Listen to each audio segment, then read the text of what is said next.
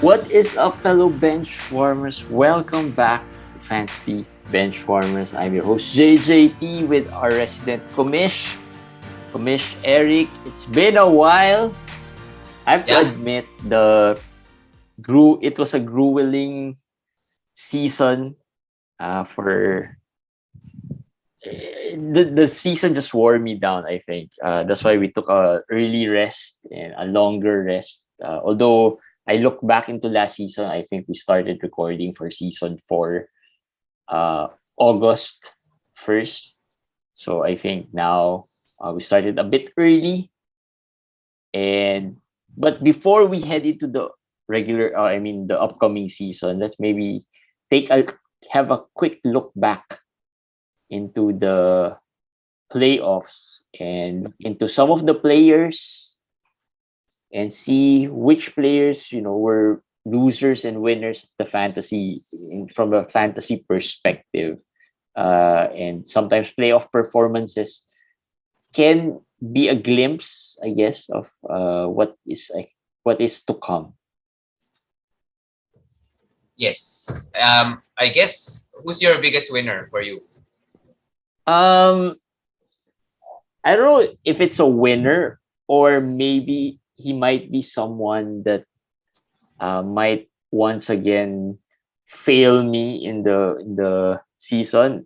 Steph, being Steph, the yes. Finals MVP, overall, I think the whole playoffs he was good, pretty much, very consistent. But given that this is Steph and this is the Warriors, I don't think he's.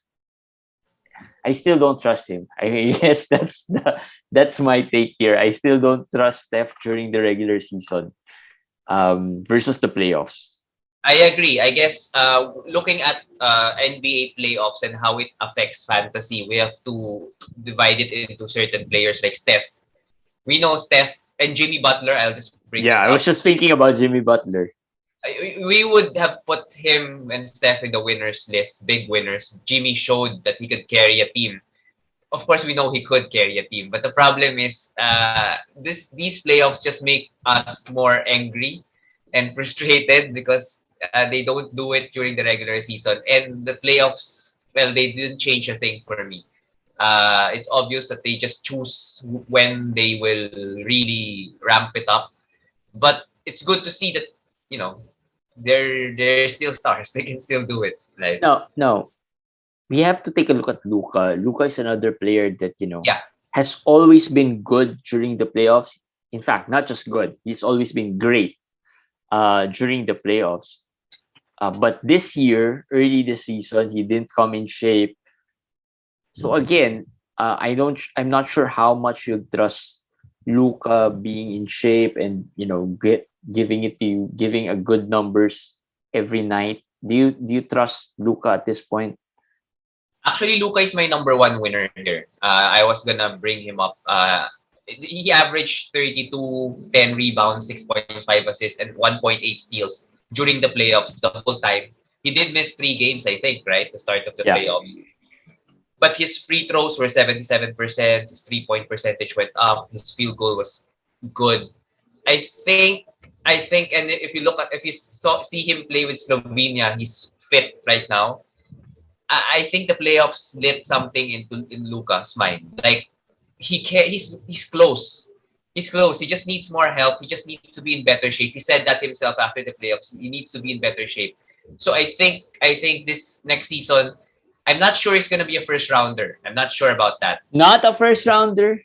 No. I mean, we know he's going to be picked in the first round, but we always say, fantasy experts always say that he never finishes in the top 12 or 15, rank wise, 9 cat, or even roto, because of the free throws, because of the turnovers and everything. But I think next season, he won't be 20s or 30s. He will be very near that first round value at the very least.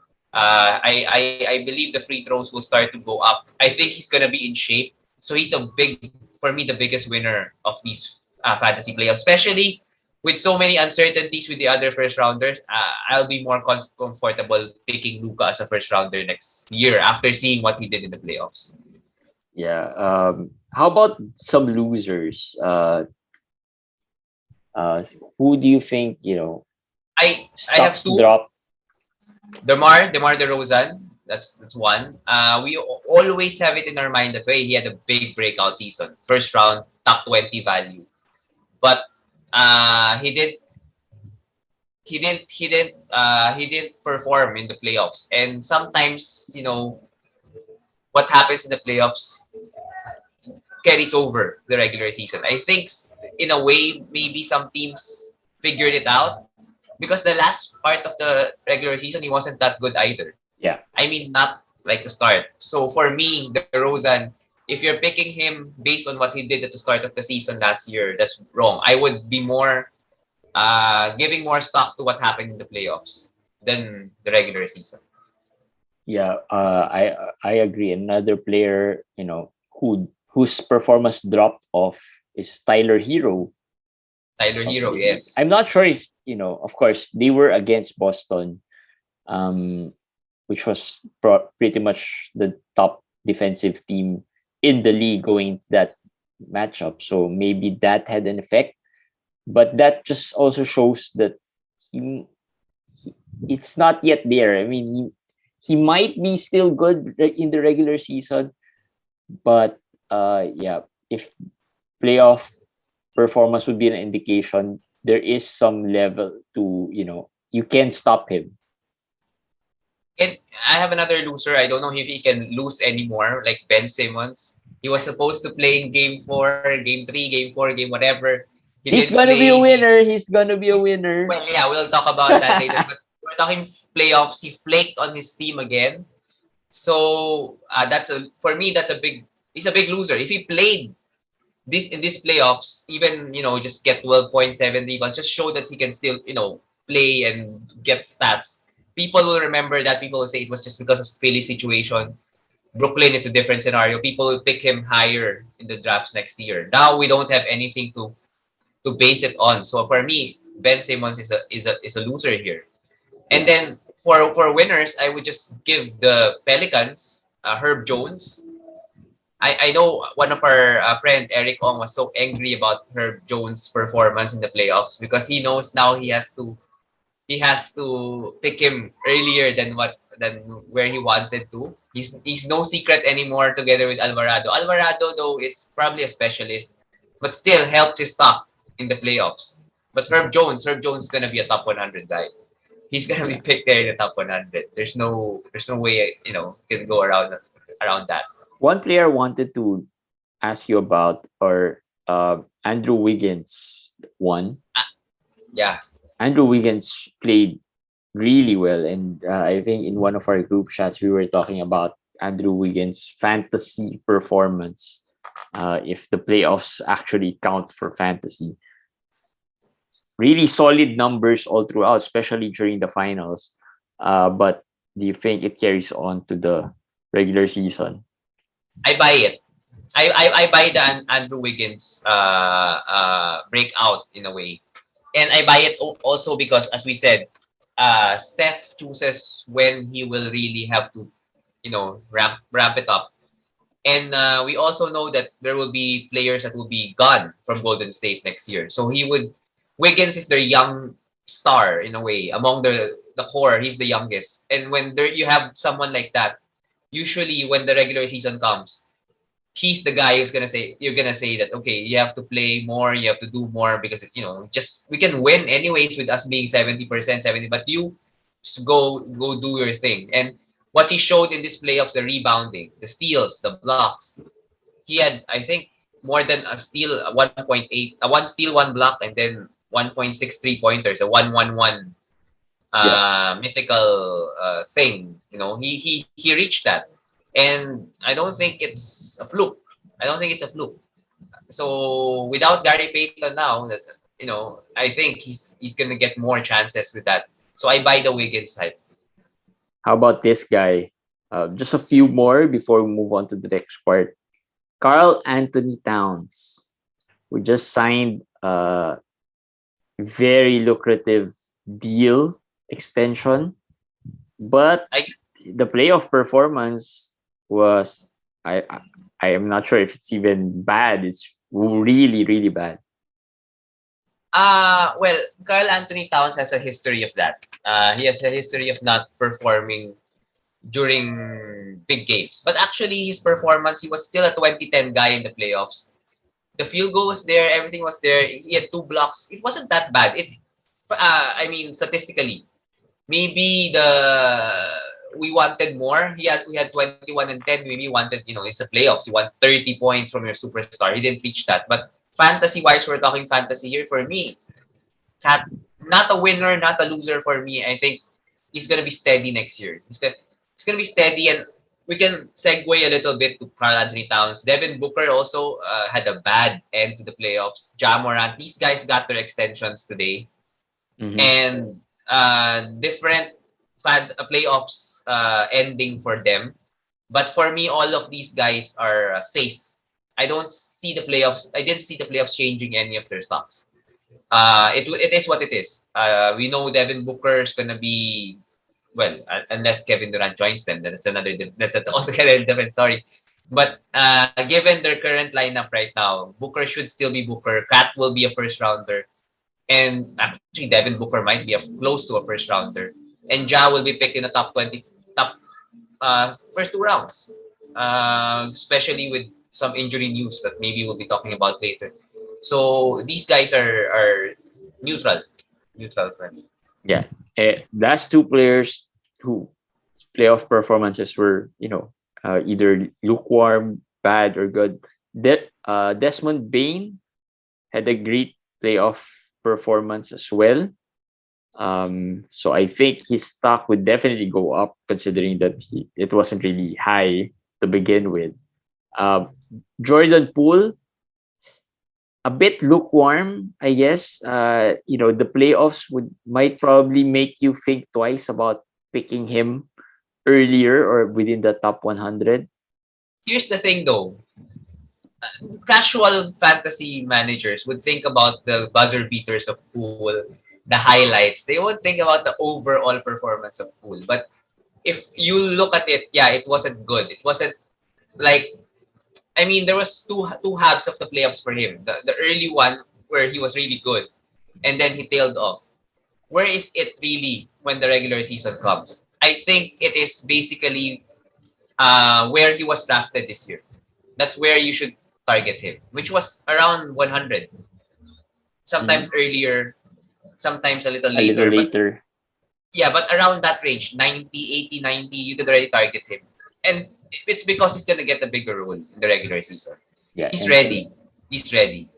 And other than that, he'll probably, be drafted within the top 100, just because people will remember the performance he gave. And I don't think people trust Steph. Like I said, people would trust Steph to play every game. They might expect him to miss a lot more than he did last season. So I think Poole would be safe within the top 100. It's just that the playoffs, maybe it was just not really. It was really Steph's playoffs to begin with. Steph, Clay, and maybe Draymond. Clay. I wanted to mention Clay. Is he a winner or a loser in your eyes? I don't know. Again, it's different. Some games good, some games bad. So where do you see him? That's gonna be very interesting for me. Clay is more interesting than Steph and Poole. I know where these guys will go. Where will Clay go, you think? Where will he go next season? I see Clay as a top tier specialist. That's it. I don't think I'll pick him really high. Like he used to be picked top 60, top 50, right? I think he's gonna 30, drop to around 90, 80 at the earliest, I guess. I That's think just so. my thing. That's where I'm comfortable picking Clay. And also I'm not even comfortable picking him at 80. Yes, he definitely lost a step, and he's coming off injury, so he's going to be load managed. But at 80, there's upside there already. He showed he could still shoot, he could still score, he could still do a lot of the things. Not as good, but okay. So I think at the 80s, it's okay. I might not pick him there, but I'm sure if other people pick him at that range, I won't be mad at it. I'll be okay with it. Draymond, meanwhile, is a big loser in this fantasy playoff. No matter what. Well, to begin with, he wasn't good in the regular season as well. Yes. I mean, Yes. there's really nothing. I mean, he does great things on the court, but fantasy wise, triple single, that's what he is. So the question to you is, Al Horford is a winner. I think we could agree that Al Horford was a big winner in this playoffs, Yeah. fantasy wise. Who would you pick first? Would you go Horford first or go Draymond first? Because I I, think they'll be close among the big men next season's draft. They'll be very close. they will. They will. I think I'll stay away. Horford. Yeah, I think I'll go Horford. I think Horford's the safer one. I think Draymond is really more of a on-court leader, facilitates, but the stats aren't there anymore for him. Even the defensive stats aren't there anymore. So I think Horford has shown a lot more fantasy-wise and can score. He can score. If he doesn't give you the other stuff, at least Horford can score. I think I also don't trust Horford given the regular season. You know how he does in the regular season. He's going to be rested a lot. But between the two of them, I'll go Horford. At the very worst, it's going to be Brook Lopez. 3 points, some Yeah. defensive stocks. Yeah, and lastly, probably the biggest winner we might have missed out. Rob Williams, another Yes, big Rob winner Williams. of the playoffs for But sure, will be drafted. I wouldn't be surprised if he goes second round. but also playoffs is a good time to look at the injuries because that may carry over. Rob Williams was playing in one leg at the end of Yeah. the finals, and I don't know how just 3 months or 4 months of rest will that be healthy enough. I'm not too sure. That's why you have to be very research well when the draft comes. Zach LaVine is another player I'll be very careful about because of injuries. Kyle Lowry is another player. The three of them, injuries. The playoffs gave us some glimpse of the injury possibilities next season. You don't have to be careful with Kyle Lowry. You just have to stay away. Stay away from Yeah, Kyle that's true. Lowry. I No, but don't think. injury wise, Ja Morant, the fourth guy that I will give you as injury risk for next season, Yeah. given what happened, how he plays, and the playoffs, what happened. So there.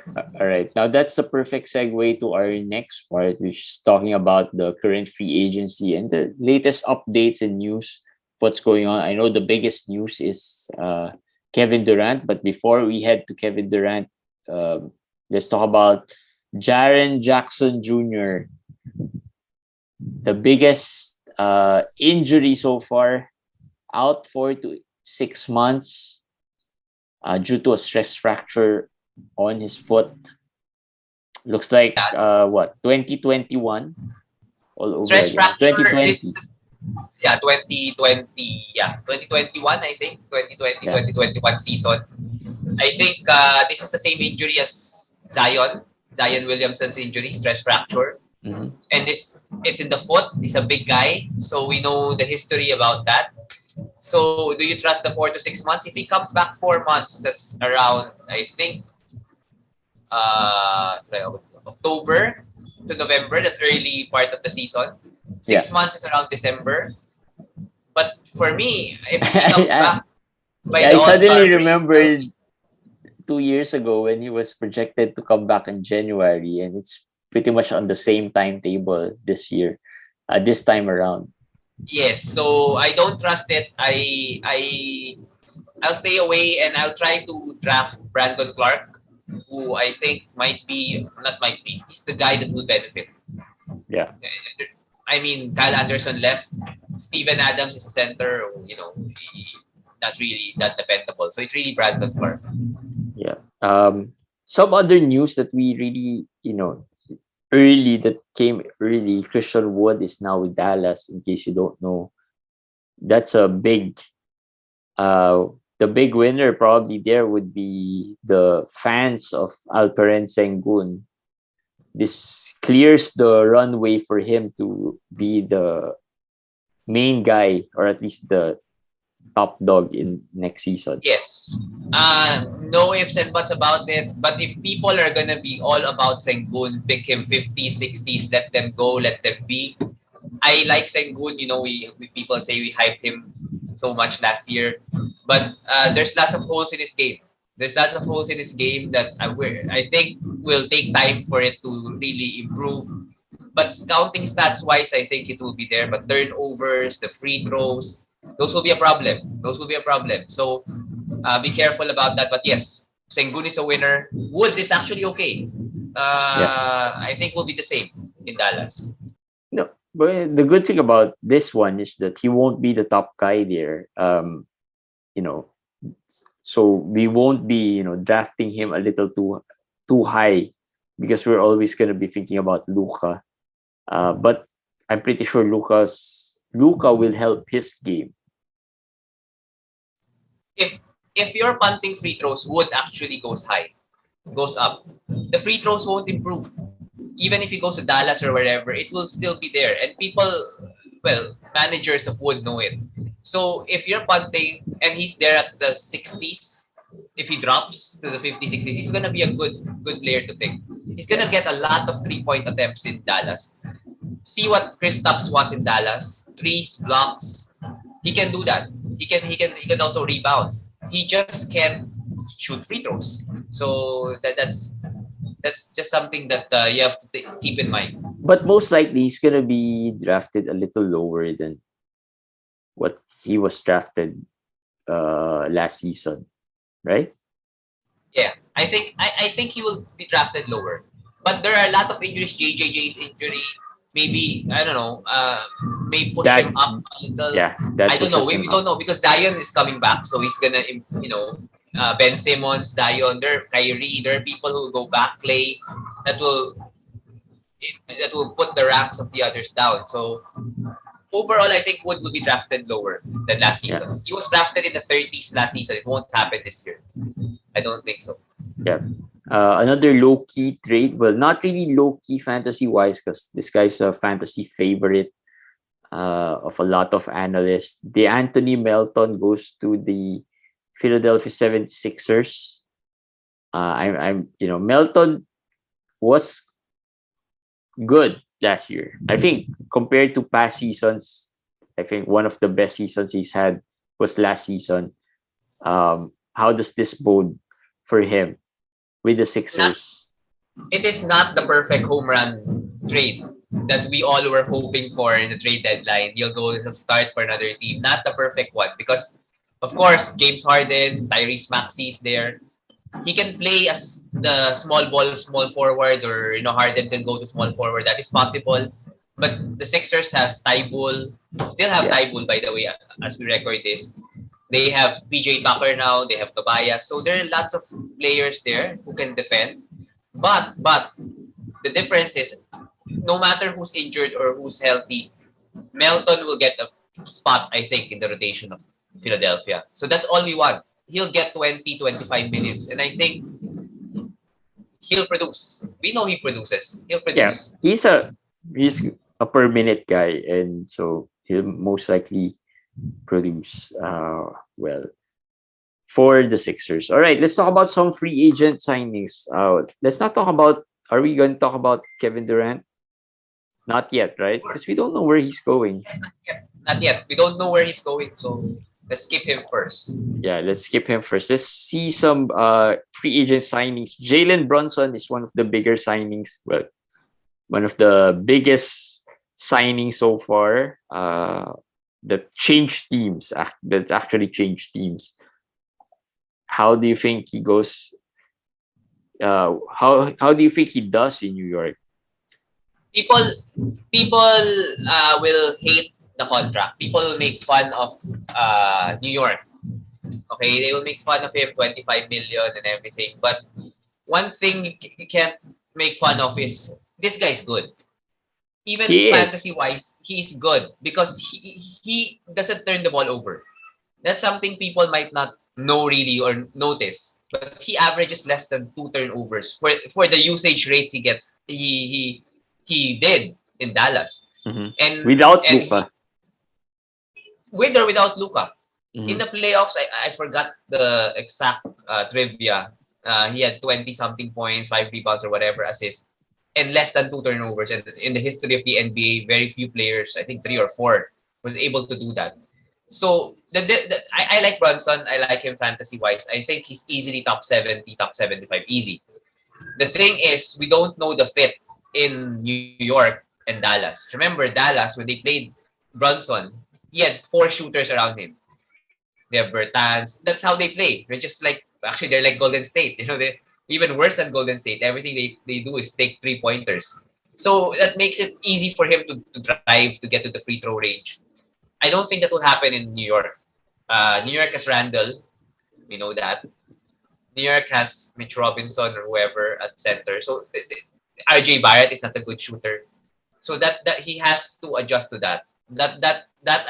I think puts him a negative a little bit to him.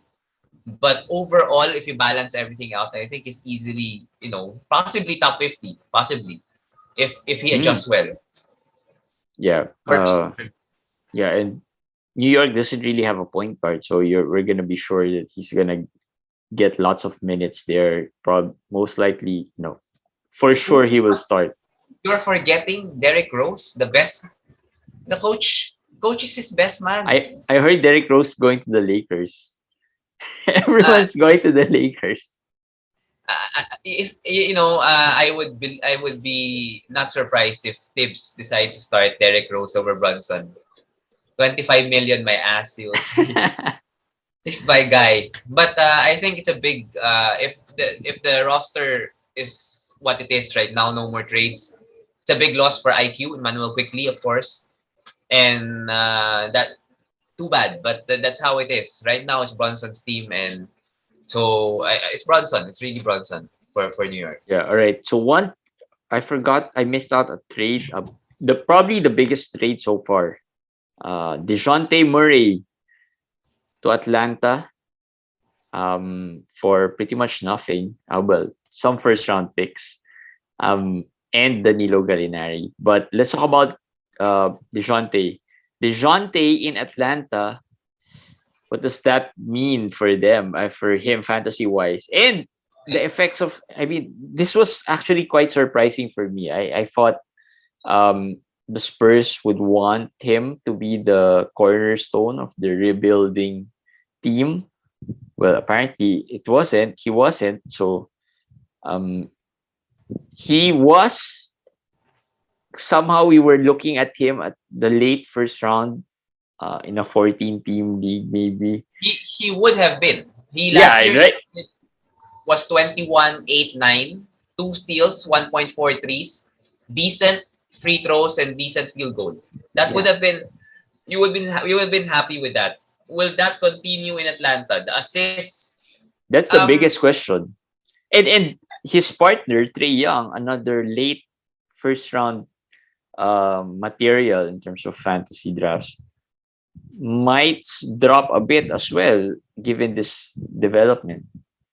Usage wise, yes, they would both get affected, but I would say Trae Young would still be a first rounder, would still be probably at the 14, 15 range. He will also rank there.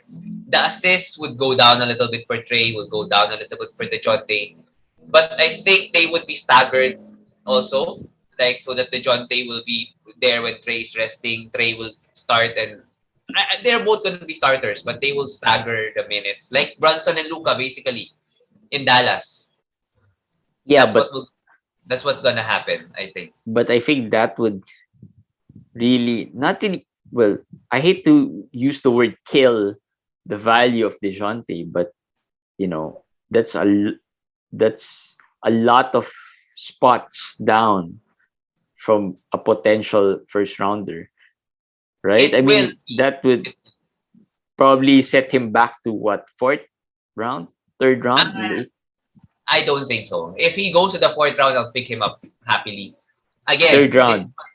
I feel like DeJounte's drop in maybe in like assists, a little bit of rebounds and everything will be offset by efficiency, by steals. I think he's 2.0 steals last year. He can become the steals leader of the NBA this year. he will be asked to defend the best player of the opposing team because Trae Young. That's the reason why they brought him here. Trae can't defend, so he's gonna be the guy to defend. So I think he will definitely not be a first rounder right now. He won't be, but he won't drop that much. Maybe late second round. I think he can still be there. John Collins, I expect to be traded. Really? So yes, let's just wait for it. But I expect Collins to be traded. Atlanta's not done making moves. So even if this is what it is, Trey DeJounte, that's the pecking order. He's not gonna be like fourth after Bogdan or all these other guys. He's gonna be the second guy. He's an all-star. Yeah, They but gave first round picks for him. So he's still gonna be a late second rounder, maybe top 30 guy at most. At the very least. I it's mean. just that I think, I'm worried about the fit. How does this fit into the whole system? Will they work together well, or will they blend well, gel well? That's the biggest question mark. Of course, we're not really. I'm not questioning, the capability of Dejounte putting up numbers, but if him having Trey uh, beside him, that might not be good for his game, or at least That what we saw. that's Unless accurate. That's true. That's true. unless Trey wants to play off the ball, which I doubt as well. He would want that. I mean, he's Well, so actually, effective on the ball, he on ball would point want guard. that, but he doesn't know how to play off the ball. That's the Yeah, problem. That's the difference between Trey and Steph. People are comparing Steph and Trey. They're totally different. Steph can play off the ball, and without the ball, the gravity of Steph to the defense is something else because he just moves around, knows how to move. Trey doesn't know how to do that.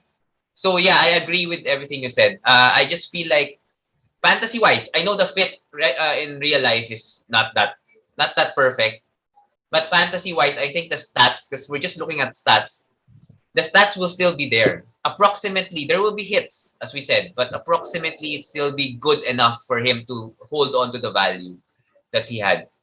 But on the other side, I think that's the more yeah. interesting part. On the other side, The Devin Vassell. Spurs, yeah, Vassell would be, stocks would be up. Keldon Way stock might be up.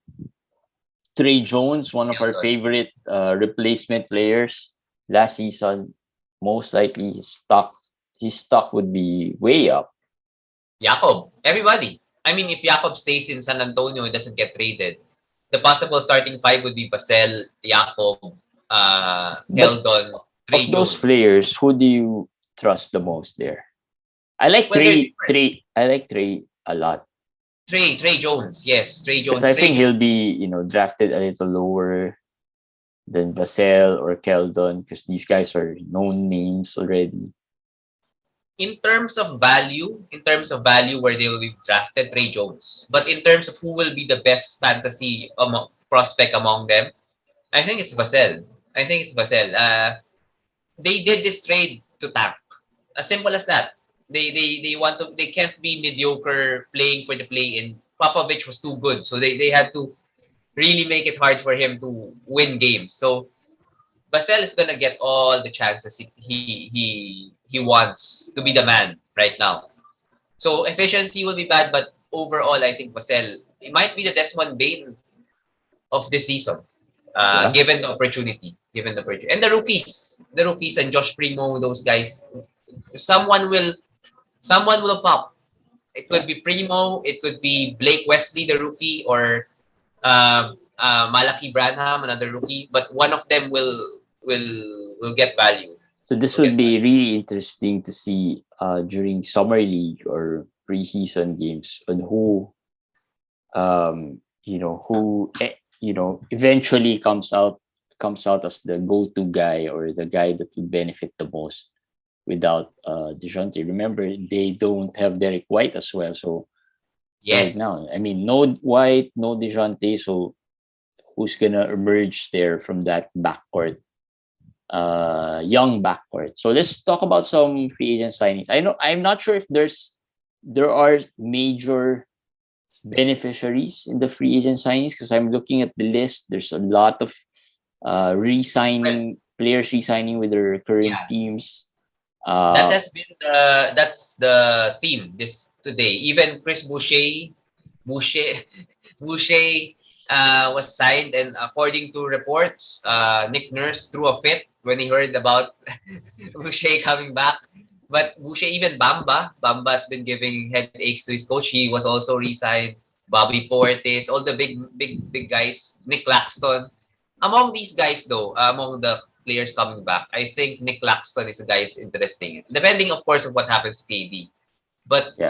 he might get his chance right now that KD will be leaving. So let's see. Let's see if KD's KD leaving. They don't have Drummond Drummond. now Yeah. because Drummond signed with the Bulls. It seems like Blake is on his way out as well. Yes. Yes, he's out. He wants to go to LA. I don't know which LA, but he wants to leave. So actually, this will be moot and academic if it's Aiton who comes back for Yeah, Durant. So then that's it. But if it's not Aiton and somebody else, Claxton will be okay. The other re-signings like Portis, I think will be also good. Given Brook Lopez' age, he might start. The others yeah, will be a little bit worse. Like who's this guy? Bamba. yeah. Bamba will have Banquero, will have Isaac. So he might not be the same. Well, not might. He will definitely not be the same Bamba this season. He won't Well, be picked. all right. Bamba regressed Yeah. towards the end of the season, so I don't think I'm pretty much gonna I'm not gonna be high on Bamba this season, Yes. unlike I was last season. So yeah, just be Boucher. wary. And plus, he was pretty much healthy last season. I'm not saying that he might be injured this season, but he is a very injury prone player. How about Boucher? Boucher figured it out. That's why he got the $35 million. He figured it out late last season. And the playoffs, we didn't talk about him as a fantasy winner. He was a fantasy winner in the Yeah, playoffs. true.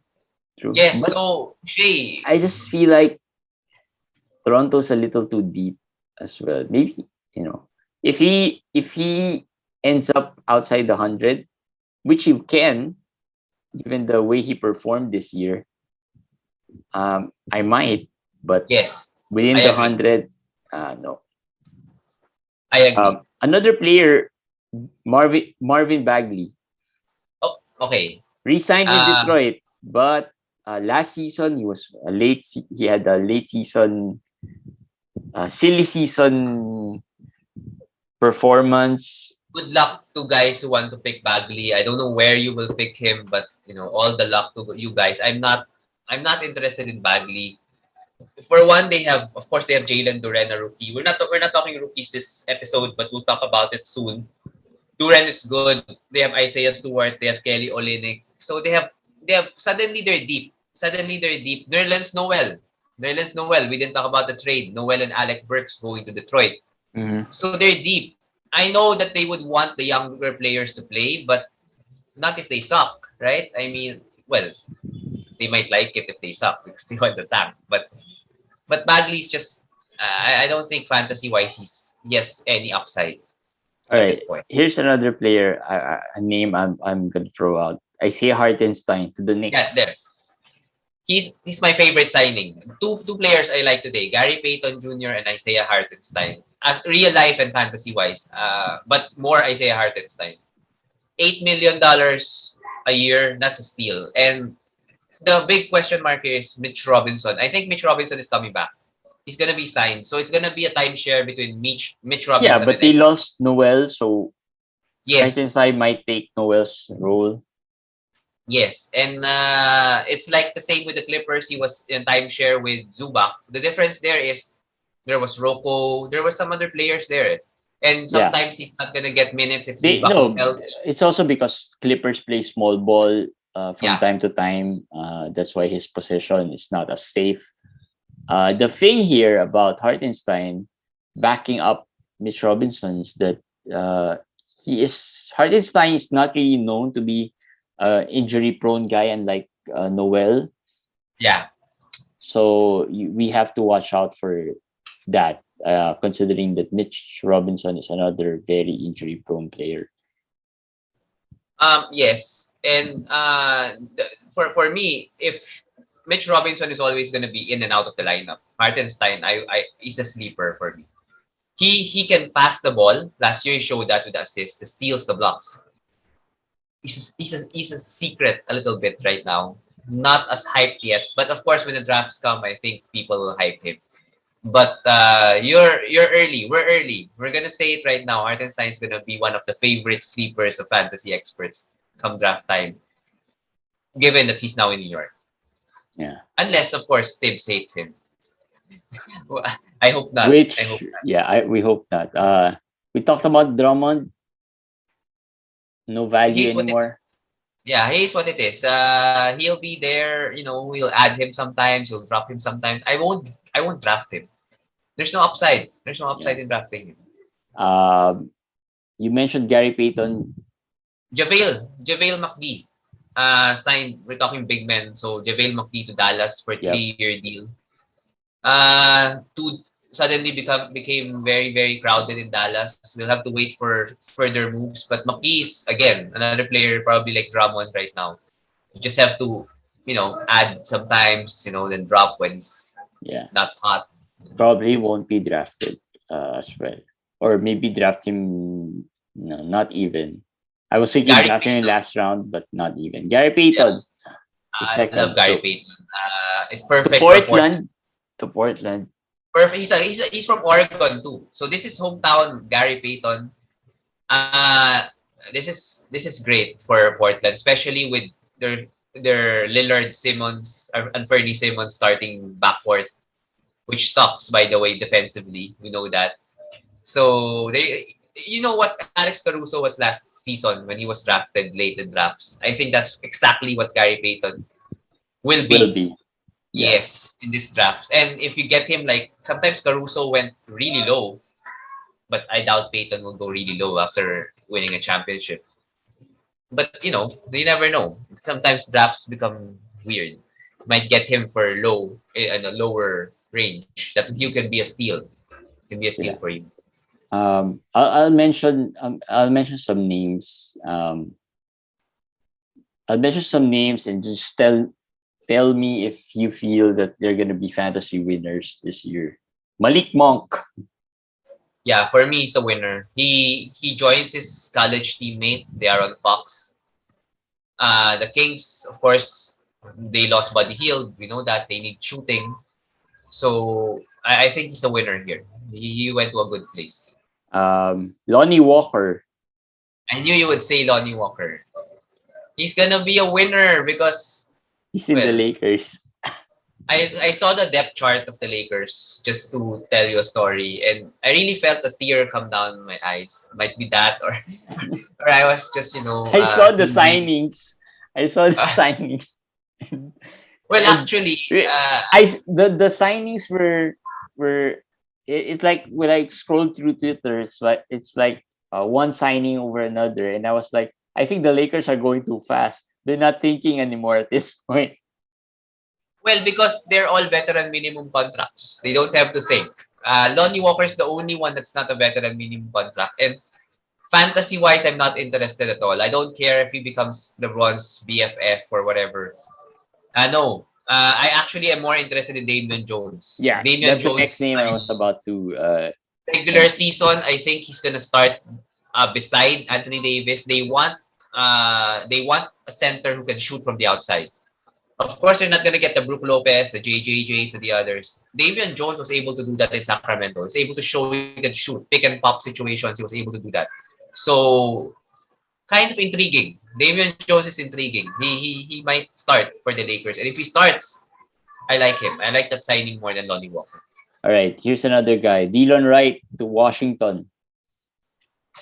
I actually like the Monte Morris trade more than the Dylan Wright thing. That was a trade we didn't discuss. The Monte and Will Barton. Yeah. For KCP and Ish Smith. Yeah.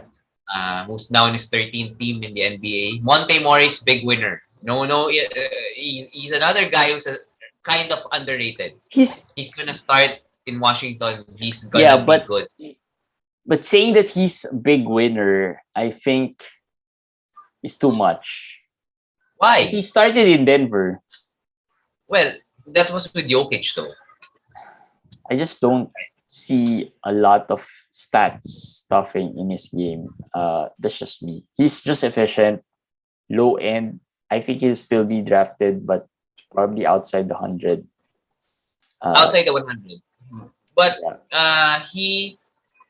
Trey Jones, as we said, is good this year. Now we have Monte Morris. We have more options at point guard Yeah. Low this end year. options. Low Low end end point. options with high upside. Dylan Wright is also okay for me. He's gonna be the backup. He's poor man's. I mean, not poor man. Underrated Gary Payton. Something like that. I He's a think the poor man's stats. DeJounte. Well, yeah, very poor. Because his offense is An really old, terrible. old man. Because he's old. Squatter version of DeJounte. Squatter version of DeJounte. But Dillon, we know he can steal. We know that. And he has one stat that he's good at. So I think it's more of like Gary Payton. But what I like about Payton really, Payton's outside shooting. 3-pointers have improved. That's a difference. That's a difference. But Dillon is also maybe in a deeper setting. Somebody you can consider. Yeah. All right. So yeah, that's it for this episode of Fantasy Benchmarks. We'll talk more about probably next week. We'll talk more about the signings that would happen this coming week. There's still a lot of names here that are not yet signed. James Harden opted out. We know the KD situation.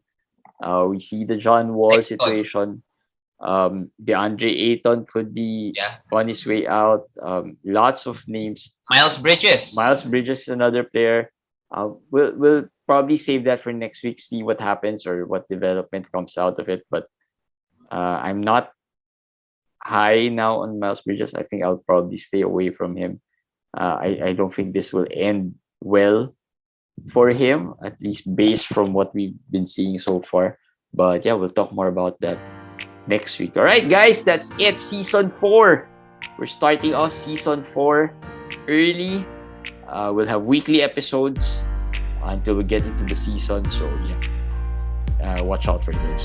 All right, I'm JJT, of course, with Komish. We'll see you in the next episode, guys. Bye.